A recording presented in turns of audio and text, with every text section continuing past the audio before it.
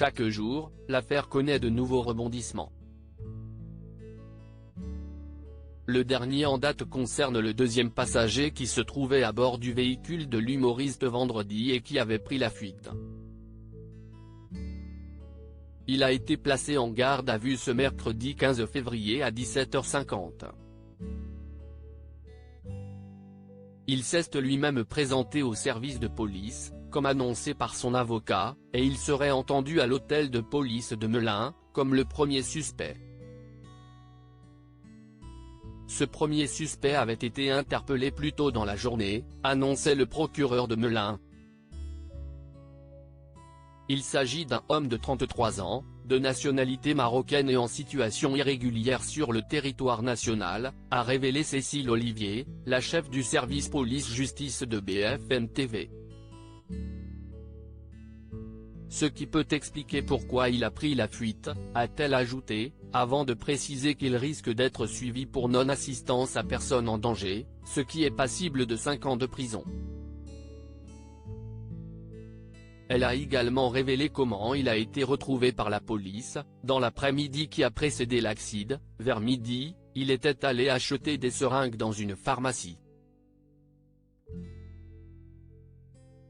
Il avait payé avec sa carte bleue et c'est comme cela que les policiers sont remontés jusqu'à lui. Je n'accepte pas ces excuses. Pour rappel, l'accident s'est produit le 10 février dernier, dans la commune de Villiers-en-Bière, Seine-et-Marne, après que le véhicule de Pierre Palmade se soit déporté sur la voie d'en-face et a percuté une voiture de plein fouet. Celle-ci était conduite par un homme de 40 ans qui, aux dernières nouvelles, a subi plusieurs opérations et est toujours en service de réanimation, tout comme son fils de 6 ans qui était à l'arrière et serait défiguré. Il aurait la mâchoire fracturée, d'après l'avocat des victimes Mourad Batik, qui s'est exprimé mardi lors d'une conférence de presse. Ce dernier a également révélé que l'autre passager qui était à bord du véhicule, à savoir une femme de 27 ans enceinte d'un bébé qui est malheureusement décédé depuis, avait subi une césarienne en urgence. Mais le bébé n'aura finalement pas survécu à cette opération. En revanche, il serait né vivant, ce qui s'avère être un point décisif dans l'enquête, car si cette information est confirmée, Pierre Palmade pourrait être poursuivi pour homicide involontaire.